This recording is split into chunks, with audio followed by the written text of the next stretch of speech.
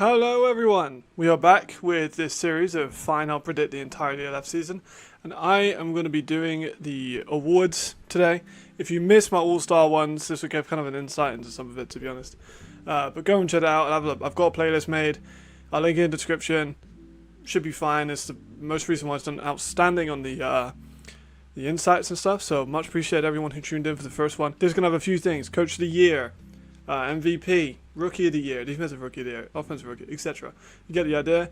I don't want to waffle too much because I spent 46 minutes in the other one going on and on and on and on and on. So let's just get right into it. We're going to start with Assistant Coach of the Year. Now, there are a few people that could go for this. I think Kyle Callahan is actually a really big one that could go for it. However, if Andrew Windinger is in the ELF, Andrew Windinger is probably going to win Assistant Coach of the Year. He could easily be one of the best head coaches in Europe. He is one of the best head coaches in Europe. He's the OC for the Rhine Fire. They have an explosive offense.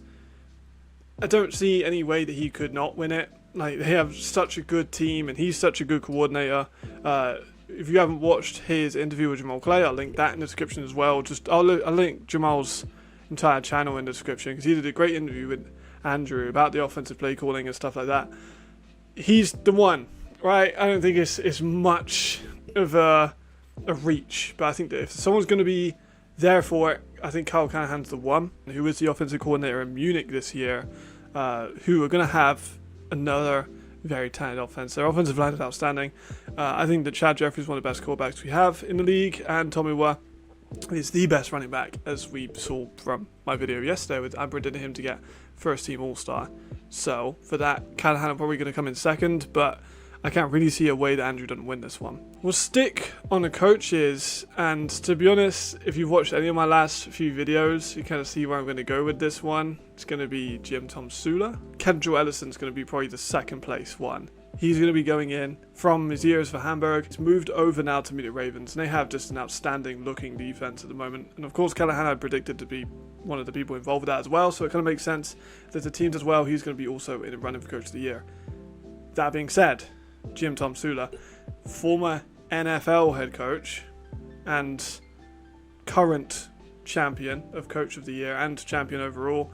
Of course, Jordan Newman is going to be in this one as well. He's going to be the Surge. They had an outstanding season. I can see them repeating and being possibly in that final again. I would assume we're going to have a rematch of the Rhine Fire and the Surge. So we might see another competition between those two for Coach of the Year. Kendra Edison's probably my third place. I probably have Jim at number 1 and then Newman at 2 and Edison at 3, but those two could go back and forth. But I think that Jim's probably got it locked up given the talent he has in his team, as well as having Andrew, and as well as having John Shoup, who's going to be the quarterback coach, who was the former head coach of the Munich Ravens last season when they were the second best offense. That offense is going to be incredible to watch, just as a football fan and as a fan of scoring, because they're going to be scoring a lot. So I'm going to go for Jim as Coach of the Year. Now we've done the coaches, we'll move on to the rookies. Defensive Rookie of the Year, Khaled Adisa, probably the most confident man in the world. I've played with Khaled, so I've known Khaled for years. I've coached technically, well, not coached because I don't really coach for Bullets, but I have been on the other sideline to him. I've been on the same team as him.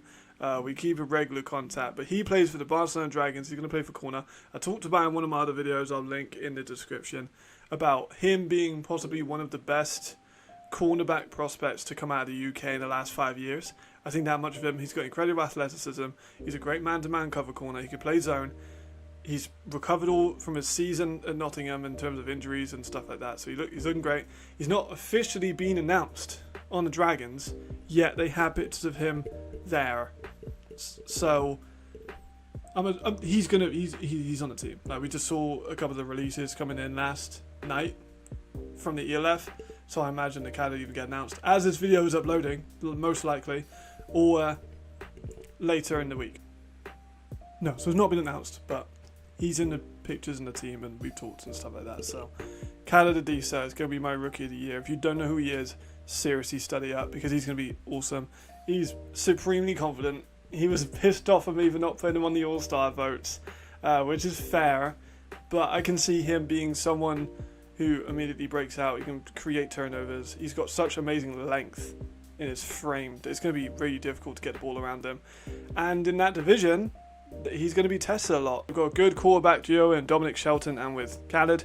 He's going to be able to learn from Dominic Chelsea, who is kind of a similar build and similar style, I think, potentially, as Khaled. So he's going to be my defensive rookie of the year, who could seriously make a run for rookie of the year. But this, sorry, I've just read my notes, so I'm going to ramble a bit.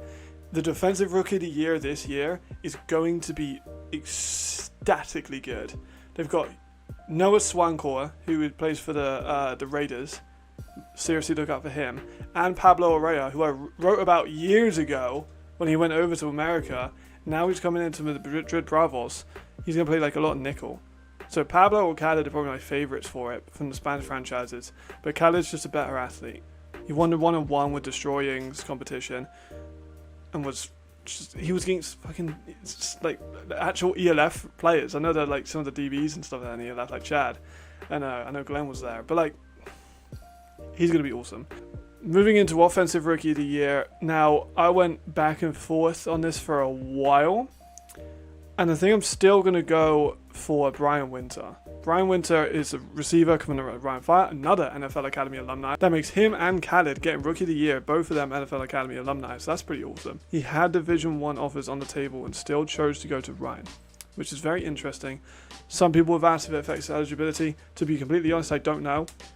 However, we've seen players play in leagues like the GFL and still go over to play college ball. But he's an excellent example of the amount of players that are coming out of that program at the moment. I did a whole video on Brian and the NFL Academy, so go and watch that one. But he is going to be my pick, and he's going to be used by Andrew effectively. I've heard from training camp he's doing well. Jadrian likes to spread the ball out. He's lost Anthony Mahonu, so that's a lot of targets that are going to be spread out between some of the more depthful receivers, because he's a rookie, like he's 19. So he's going to, have to earn the respect of the team. And I think he's probably doing that fine. But he's going to have to build a connection with Jadrian, who we'll hear about more later. And he's going to be able to learn a lot from people like Kofi and with McKnight. So I'm really excited to see Brian Winter in the left. I think he's going to be an immediate spark plug for that team. Overall, Rookie of the Year. Now, this is why I went with Brian and with Noah Traore quite a lot. But ultimately, I've landed on Noah Traore because of a few reasons. Noah is more experienced playing in professional leagues because he played with the Salzburg Ducks in the AFL and had success. So which means he's had success against better DBs than Brian. And he's also a bit bigger than Brian. He's more of a guy that with a bigger catch radius. He has longer frame. He's been around a lot longer than Brian. He's a bit more experienced. He's 22. And he's coming into a team in the Vienna Vikings, who some people say they're going to have an MVP quarterback. So, if that is true, then we'll see the ball spread out quite a lot between his receivers. Radim Kalios left the team, so there's a big hole in that position that is going to need to be filled by some of the Austrian talent. And I think Noah Traore can do that. Got Jordan Boer, got Weston Carr. I think Noah Traore could be the third guy on that offense, which is really exciting because I've known about Traore for a while through Europe's Elite, and he's an exceptional receiver. I've heard from training camps that he's performing well, and I guess we'll just have to see. But Noah Traore is going to be my overall Rookie of the Year. Brian Winters is going to be my Offensive Rookie of the Year, and Khaled Adisa is going to be my Defensive Rookie of the Year. Any one of those three you could put as overall Rookie of the Year or swap them around. That all of them are going to be fantastic, and I think the future of this league is incredibly bright.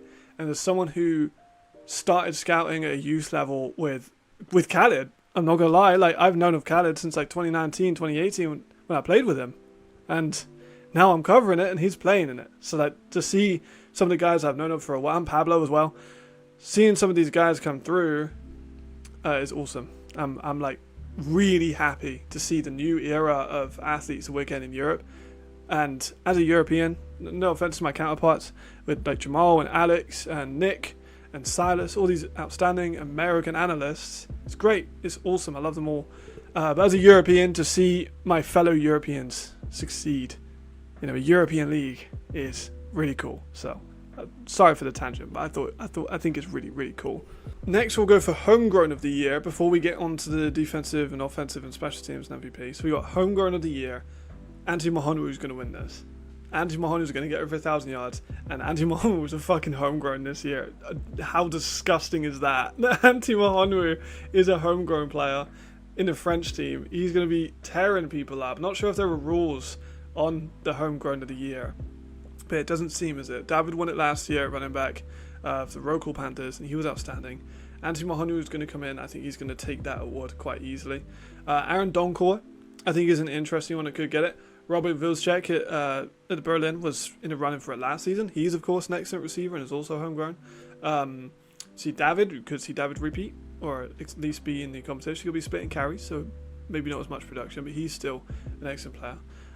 There's a bunch of defensive players that could win this. Like, a bunch of defensive players could win this, because a lot of the core of the defense are homegrown. So you usually got 2 DBs, and the rest are usually homegrown on the defensive line and the linebacker core, in most cases.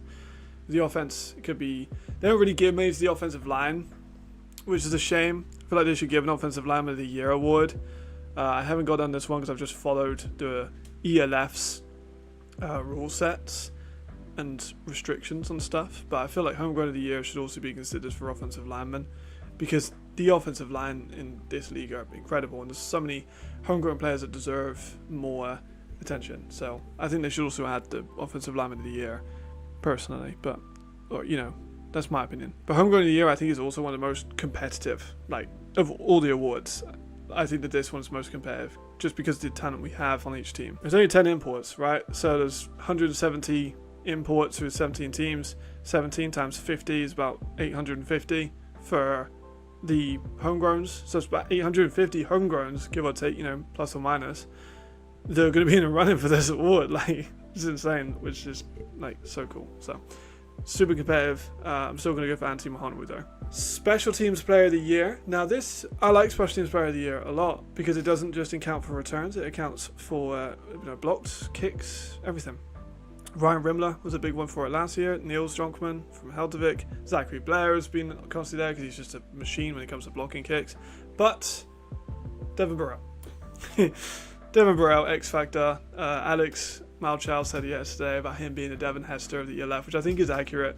His return ability is just incredible, and I can see him repeating, like, with a full season, better blocking, everything like that, because Milan blocking was fine, but he's joined a better team, so I think he's going to be able to be... Imagine if he's even more effective. Like, imagine how scary that would be if Devin Burrell goes for 2,000 yards. He could actually do that. That's the crazy thing. He could actually do... I wouldn't even be surprised if he got 2,000 yards and 10 touchdowns. If he gets 2,000 yards and 10 touchdowns on the return, Devin, I know you're watching this, get 2,000 yards and 10 touchdowns, please. It'd be really funny and would definitely get you Special Teams Player of the Year. So that's who I'm going to go for. Defensive Player of the Year. I wanted to shake things up for Defensive Player of the Year. Carl Kitchens has won it 2 out of the last 3 times. I think last season we saw voter fatigue. Marcel was absolutely deserving of Defensive Player of the Year, but I personally would have voted for Carl Kitchens still. I think we're seeing a bit of voter fatigue within whoever votes for the league. I really think that people like me, Jamal, Nick, Silas, Alex, other analysts, the Leftpedia, should get a vote. However, I think that we've seen voter fatigue, so I'm going to go for Christian Tutt on this one. The surge safety. A lot of the awards go to the best players on the best teams. Christian Tutt has been one of the best players, and he was at Auburn. He then was good in the, I want to say XFL, USFL, I can't remember off the top of my head. But Tutt is one of the best safeties we have in the league. And I think that he's going to be incredibly effective on the surge. He has all-star teammates littered around Giovanni and Fettig and other players in that defensive line. He's got Chris Azalea back from being a fucking Baltimore Raven. I know he's playing a different position, but it doesn't matter. It's still an NFL caliber athlete playing at linebacker. A bunch of other guys on that defense. Carl Kitchens is getting Aaron Donald treatment of triple teams and quadruple teams, so his production is most likely to not be as much as it could be because of said Aaron Donald treatment. Jordan Denmark Heath is another person I think should be in consideration for this award. He's going to be hopefully outstanding. Another player that has had experience at the highest level, but not quite as much as Christian. And that's why I think that Christian is going to be the Defensive Player of the Year. It's a bit of a shake-up. I'm aware of that. But I think that he absolutely has a potential because he's such a good safety on such a good team. And if they get all the way to the final, like I think they probably will, he's going to get a lot of eyes towards him. That's why I also had him at first team on my predictions. Offensive Player of the Year, I think, is a lot less controversial. I'm going to go for Markel Castle because of one reason and one reason only: Luke Zaradka. Luke throws that ball on average of like 35 times a game. Luke also has played with Markel Castle and they found success in the Milan team. Luke's a gunslinger who's going to take chances and is going to give Markel every single opportunity to bring the ball down. Whatever the route, whatever the time, whatever the situation, he has the arm to do it. He could throw it fucking 80 yards. And Markel's got the speed to go 80 yards in a split second. Therefore, I think that Markel is going to repeat the Offensive Player of the Year. I think it's quite likely, he's obviously a Triple Crown winner. I think it's quite likely that he gets Triple Crown again, honestly. Like, I know that I've said Matt Cole is the best receiver, and I do think that he is, but Matt Cole isn't in a system which emphasizes the pass as much as Frankfurt. And then Frankfurt got Sandro, so they're going to be effective on the ground as well. But Sandro's coming off a big, serious injury to his knees, and has not played that much football in the last 4 or 5 years. Markel's fresh, Markel's dominant, Markel is the Triple Crown winner, and he's got a relationship with Luke early in the season. They're going to pick up right where they left off. I think that he's going to have multiple games over 200 yards and 10, 15 catches. I think he had a couple, maybe 2 or 3, 200. I know he did it on the Heldervik team. Got like 242 and like 3, I think it was. Something ridiculous. Or 242 and 4. It was horrible to watch, like in a good way, like just grim to watch him just kept going open and kept scoring. We're going to see that again. Galaxy do have a harder schedule than most people. Like, they've got an incredible team, but that could also play into his odds to win because he's going to be playing all these elite corners. So he had to show out. So Markel Castle is my very uncontroversial pick for Offensive Player of the Year. MVP. This one's not controversial at all either. I'm going to go for Jadrian Clark. I already said I think the Fire are going to go 16-0. I had him as a first team all year left. So he's going to have another season that was similar to his last. He's got more coaching staff. He's got more of a defense to give him the ball back. He's got still weapons on the offense. He's got an Offensive Rookie of the Year, I'm predicting.